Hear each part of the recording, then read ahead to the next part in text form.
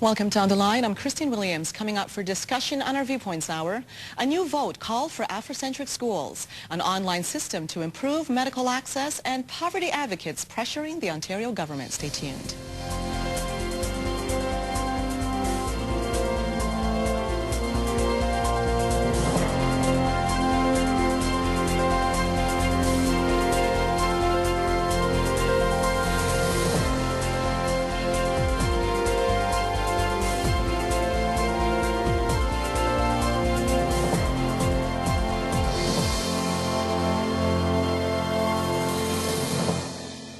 And these are the issues we're presenting today to our Viewpoints guests for commentary. Two Toronto District School Board trustees are pushing to reopen the vote on Afrocentric schools now that Queen's Park has refused to foot the bill. A Quebec company is developing a doctor web service to allow patients to reach physicians by video conference. Could this be the solution to quicker access? And poverty advocates are pressuring the McGuinty government to move quickly on an anti-poverty strategy in the face of an impending economic downturn. Now let's meet our Viewpoints guests. Robert Metz is president of the Freedom Party of Ontario, and Michael Shabcott is a poverty advocate and senior fellow of the Wellesley Institute.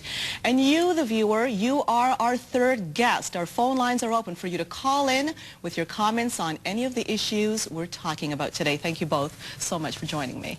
It's great to see you again, Christine. Now, I can't believe that we're talking about Afrocentric schools again. We've done so a couple of times here on the line on our Viewpoints panel, and it seems to be an issue that it keeps cropping up from different angles. Right now, it's back in the news because, as we know, the vote by the trustees turned up that, yes, they'll go ahead with these Afrocentric schools. Now, McGuinty government has come out and said, look, we're not funding this.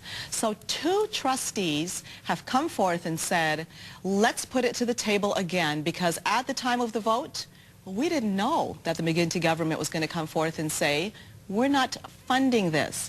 It's created a lot of tension. I'm talking even infighting among the trustees themselves.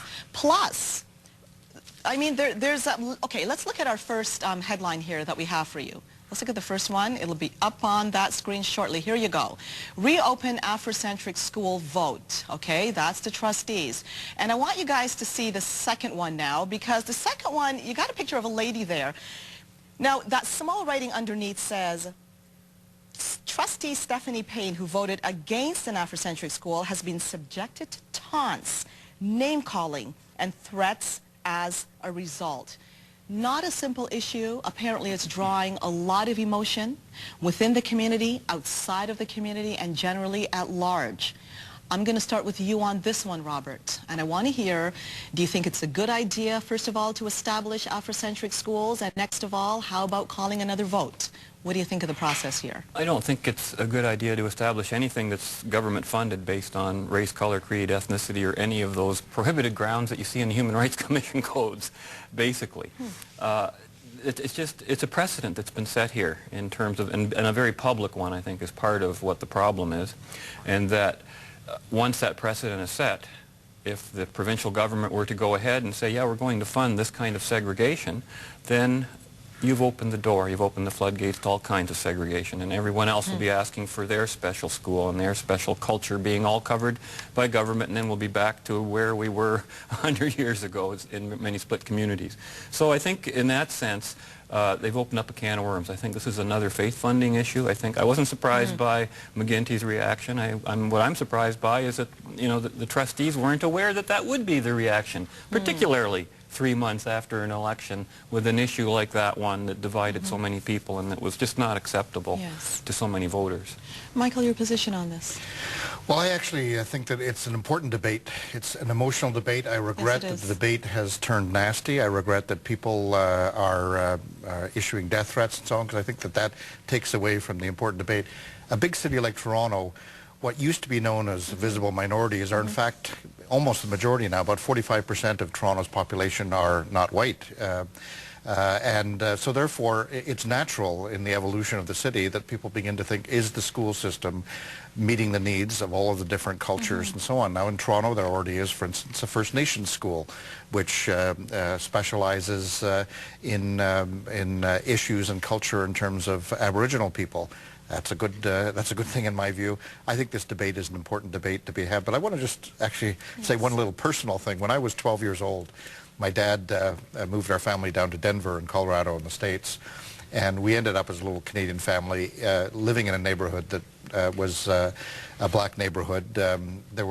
In my high school, there were probably about 5% of the students were white and the rest were black. And I actually, in high school, remember going to what were called their Afro-American courses, like Afro-American history and so on.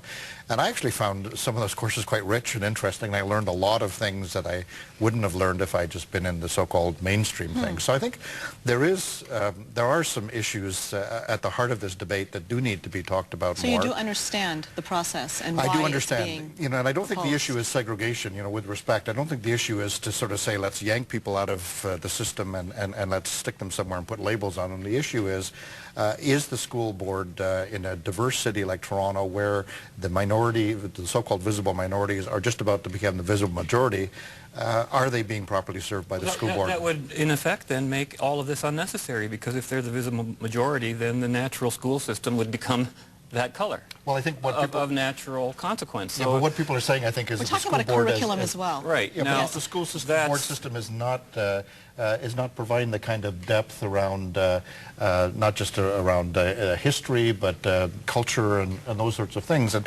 remember, the so-called Afro-Canadian community is made up of many different groups. There are people from Africa, there are people from the United States, people from the Caribbean. From the Caribbean, exactly. And all of them have a rich and different cultural background, history and traditions and so on, and all of them ultimately need to be reflected. Again, they may all be black and all have very different cultures, so you're still not talking about the same culture, even if you're talking about the same skin color. Well, it was discussed in the past when they talked about these Afrocentric schools that it will focus on black history, dating back, I suppose, to the origins of Africa. Now, one thing that McGuinty did say, he's not opposed to having some sort of a curriculum change within the system.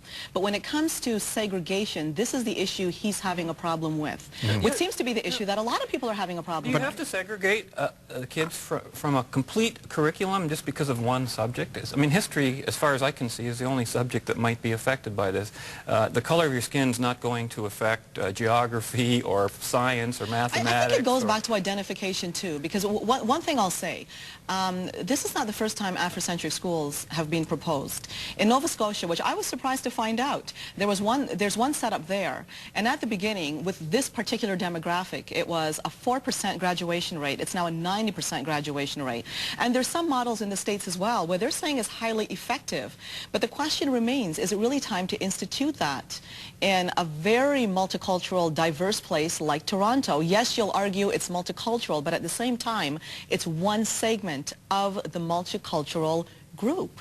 Well, there's a lot of issues in Toronto's black community that go far beyond. Precisely. Let's discuss that for a moment. For instance, our research institute, along with the University of Toronto Centre for Urban and Community Studies, in December released some very important research on neighborhoods in Toronto, showing incomes and showing that the poorest neighborhoods in Toronto are the neighborhoods with the least number of white people.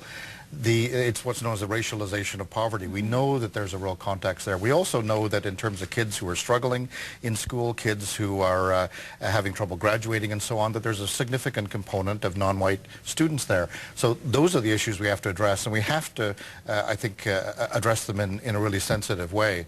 It's simply to sort of say, well, let's just segregate a bunch of kids and stick them in a school is, of course, not the solution.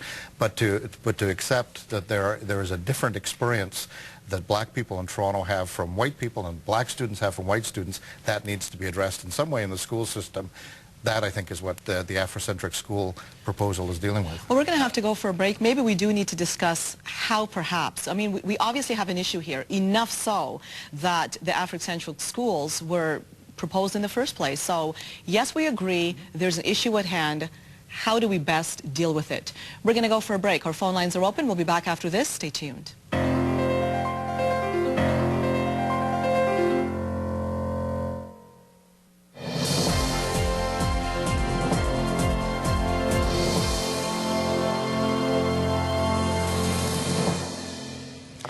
Hello again, welcome back to Viewpoints on the Line. We're continuing to talk about our first topic, and back again to Afrocentric schools. It's been proposed by 2 trustees that the vote be reopened because we're getting a lot of dissension concerning this issue, and Dalton McGuinty has stepped out and said the Ontario government is not going to provide funding for this school. Let's go now to Raymond on line 6. Hello, Raymond, you're on the line. Hello, Christine. One of your guests just said that he went into a black neighborhood. There might be a neighborhood where blacks are living, but the neighborhood is not black. So you don't have a problem with him saying in a neighborhood where blacks are living, but you don't like the terminology a black neighborhood? People have to be more careful about terminology. You know what I mean? Because the neighborhood is not black, but there are black people, and actually there is no such thing as a black person. And living in a neighborhood, right? And to see black means dark. And to see what's going on in the dark, you would need a torchlight or something when you go in there. Raymond, what term will you prefer? Huh? What term will you prefer? Where, let me see, how do I say black? I've never seen a black person. A neighborhood, dark-colored people live. Response? Well, I think Raymond is right that words are very, very important. And when I was talking about the research that we released, which shows there's a correlation between levels of poverty and neighborhoods where there's a large majority of visible minorities, of people of color, of black people, those are facts. The meaning we put on those facts is another question. But I think that and this is part of what's fueling the Afrocentric school debate, is that we do know that there's a different experience that people of color have that many people of color have in a city like Toronto than white people have. And we need to have an open and honest discussion about that and about ways we grapple with it. Maybe in the end an Afrocentric school is not the solution. Maybe there are other solutions to address some of these persistent issues. You know, Raymond, thank you for calling in with that comment, because Raymond opens up a whole new area that I want to discuss a bit here, but you've got something to say first, Robert. I think Raymond's trying to properly avoid a label that's being put on everyone. Now, you know this about my past. I was once married to a Trinidadian for 25 years. I had 3 brother-in-laws through her family who were all black. One was Jamaican, 2 were Trinidadian. And I still consider them part of my family. They're still the uncles to my kids and that kind of thing. And they're as different from each other culturally. If I were to put them all in one pod because of their skin color, I would be making a huge error in terms of their values, in terms of what they were like. They were 3 different individuals. I got along with all 3 of them. That wasn't an issue, but they were very different from each other. I want to address an issue that Raymond brought up here. And now, I understand the need to be sensitive in our society. I fully understand that, and I don't take that lightly. But when we start to look at areas of demographics, it's for a reason. And in this context, and I'm hoping that it doesn't offend Raymond, in this particular context, it was brought out in numerous articles that the Afrocentric schools referred to specifically the black community because it was being looked at the dropout rate. They even went into areas of the Caribbean, like Trinidad, for example. In Trinidad, I was born there, but I'm mixed with every race. And Trinidad is predominantly Indian and black. Now, when you look at that demographic alone, and you have to identify, they're all colored. They're all colored people. But you see, just like you look at Arabs, they're colored as well. But the thing is, we start using these terms sometimes. I mean, some people throw around racial labels in a derogatory way and stereotypical ways, but I'm trying to find... use individual. And yes, but I'm trying to find a better way, like, please express it, of expressing when you're dealing with a situation such as this and you want to get specific because you're trying to help in any context a target group of people, whether it be the elderly, whether it be the youngsters of our society, whether it be somebody that's black, somebody that's Chinese, that's Arab, that's Indian.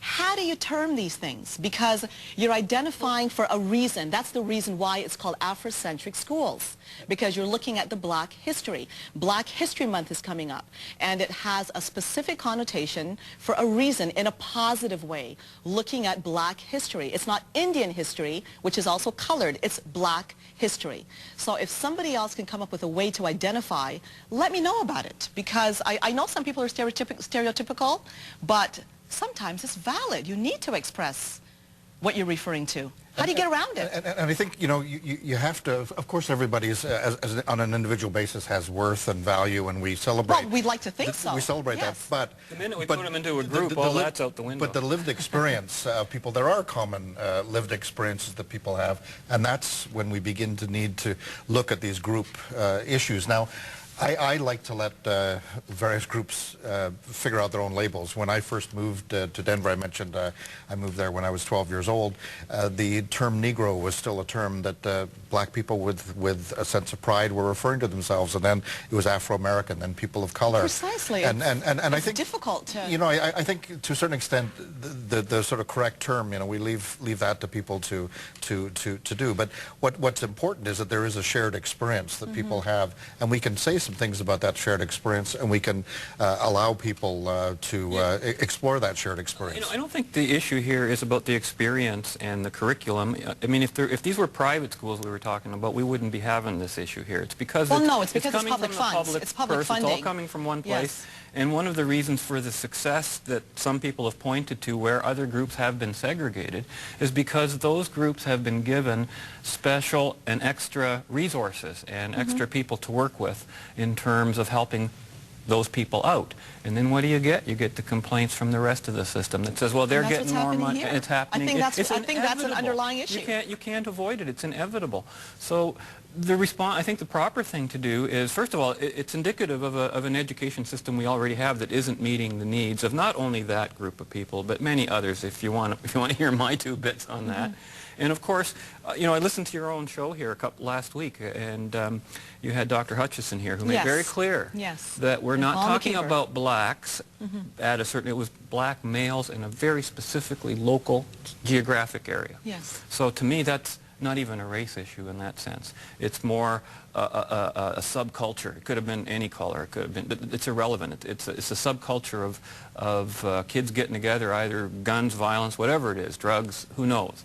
The problem is at the moral level, at the you know, respecting other people, including themselves. I mean, they're shooting themselves. We're not making targets. I'll tell you before I go to the phone lines, I don't even think we've begun to scratch the surface on how to deal with racial issues in our country. I'll tell you that. Because on one side, you've got people that are oversensitive, and on the other side, you've got people that are racist and insensitive. So balancing them, we're going to get back to you on the phone lines after this. Stay tuned.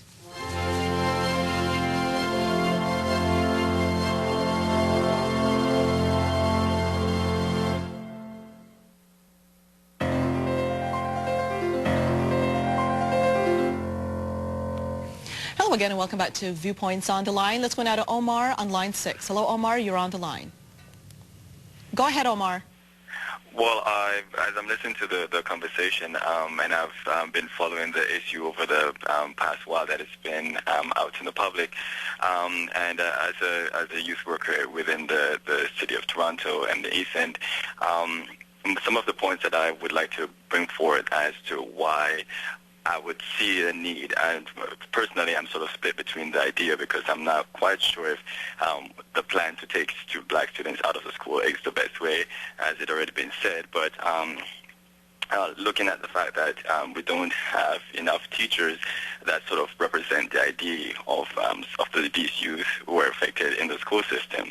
Also looking at, for example, say the zero tolerance policies that have been put in place, my experience with the youth that I serve is that the majority of the youth that are affected by that system are youth of color, youth who are... We're going along in time here, and I'm going to ask you to just sum that up. Are you for or against Afrocentric schools? Well, like I said, I'm split between, but I think if... But do you agree with McGinty in coming forth and saying that we're not going to fund this? Do you understand his position? I understand his position, and I think he probably should go ahead and do fund that system, because there is a need for that, or else we're not going to be able to save some of the youth that are... Amar, thank you for your call. I agree with you 100% when you say that there's a need, there's a desperate need, but we still haven't gotten to how do we meet this need. We're going to be talking more about it. Let's go now to Kay on line 7. Hello, Kay. You're on the line. Hi. Hello, Kay.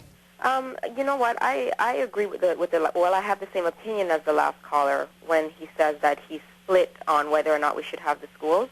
However, I don't believe that the funding should come from the government. I believe that as a community, as a black community, we need to pull together. And if we are that concerned that, you know, our community needs this type of care, pull together as a community like back home and live as a community, support each other in our about pulling together as a community and funding a private Afrocentric school? I don't think so. Not when the public schools are falling apart at the seams. Mm-hmm. Well, thank you for your call, Kay. I agree with Kay. Yes. Mm-hmm. Let's go now to Beverly on line 8. Hello, Beverly. You're on the line. Hi. I'm in total agreement with Kay and Amar. The issue is that we're addressing here is helping these kids that are dropping out of school. I agree. I agree, yes. And I think part of it has to do with us not just classifying people as black community. We're part of the human race. We are able to think. We're able to rationalize. And I think the government should fund it, because by funding it, it will help everybody in the greater GTA. It will give, these young kids will gain a sense of security. They'll go on to do things that are more prosperous for themselves and their families. And at the end of the day, you know what? Whatever is going on out there, it's a threat to everybody in our communities. Everyone is, to me, a potential victim. And until the government sees it that way and steps in to do everything in their power to assist, I don't think we're going to solve it. You got some good points there, Beverly. Let's go now to Joseph on line 1. Hi, Joseph. You're on the line. Go ahead, Joseph. Can't get Joseph. Beverly, I saw you nodding to Beverly. We realize there's a problem, but I don't think anybody denies there's a problem here, that there's a group that has a high dropout rate when it comes to high school, but we can't seem to agree on what to do. I've heard some argue. Yes, go ahead. What if the same group we're talking about were, instead of being roughly one color, were several colors? What if you had 30% of them white, 20% East Indian? Well, then it would obviously be a different approach. Exactly. How would we approach it then? How would we look at filling that need, the need being apparently some kids who are out of control and aren't getting the values that they should be getting out of school? To approach that from a racially biased point of view to begin with, I think already sends a wrong message. Okay, well, yes, go ahead. But I think, you know, actually, it's interesting you raise that, because I think part of the problem does go back to some decisions that were made by a previous government to cut funding to schools. The Toronto District School Board, I actually think, does a terrific job with very, very limited resources. And it's also called on to deal with a lot of issues that are far beyond the mandate of schools. Social issues, economic issues, issues of neighborhood violence and so on. Those really aren't issues that schools should properly be dealt with, but nobody else is dealing with them, and the schools are dealing with them. Kids are coming to school in the morning. Kids are coming to school in the morning, and they're hungry, and they can't possibly be good students if they're hungry. The school boards are dealing with a huge level of social problems, and many of them, in fact, are concentrated in certain communities and certain cultural groups. So the board does have... Do you think we need a curriculum change, or at least some kind of an adaptation, depending? Now, something that you said, Robert, what if it was kids from this group or kids from this group? Well, let's face it, there are certain groups that we do see a demographic. Certain locations, you might see more Indians, for example, more blacks, for example, more Chinese. Do you think we need to adapt curriculum, institute some curriculum change depending on the needs? Well, it's partly curriculum, but it's also, I think, we need to put some resources back into the schools. You know, we pulled out a lot of resources for things like librarians. But they have to be effectively managed. That's a main issue. Listen to the comment by veteran board member Irene Atkinson, where she says, I know the optics of this are the opposite of everything Martin Luther King marched for, but you know, I'm not sure people really understand what we're proposing.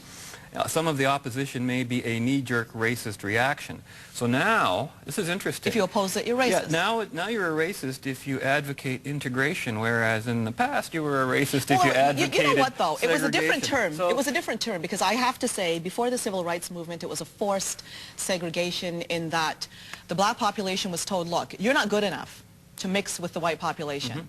But now there's been an identifiable problem, and they're looking at solutions to deal with this. Not to say I agree with the approach. I know it's different now, but I will say that not because you disagree either makes you racist. That's the offense I took to that particular statement. Right, but you know... Because I know a lot of black people that do not like this idea. There are a lot of black people, but let's go back to the basics. What we're talking about is a particular population that's struggling, and we need to get some resources in to assist that particular population. I agree. It's not coincidental that they happen to be black males, as Dr. Hutchison talks about. And you know, I actually was introduced to Dr. King, not personally, but I was introduced to him when I took Afro-American Studies courses at my high school in Denver. History, yes. And I don't think Dr. King would say, no, this is segregation. Dr. King would say, no, what we're doing is we're putting resources in to address a particular problem that affects a particular community. Dr. King wouldn't say that was segregation. He would say that's the thoughtful application of resources to deal with a real problem. Again, I see resources as separate from segregation. I see, yeah, put the resources in. Give them the resources they want. Give them the class they want. I have no objection to that in and of itself. That when you say, let's take this group of people out basically on the basis of their color, we're supposed to live in a nation that is almost paranoid about color, race, creed, ethnicity, everything, and preaches every day on every newspaper ad, in government advertising, race is not important, color is not important, these are irrelevant, and then every piece of legislation that follows, race is important, color is important. We know it is, and you know what? We're sweeping a lot, in our culture, in our country, we're sweeping a lot under the carpet. We're going to go for a break, and I'll return after this. Stay tuned.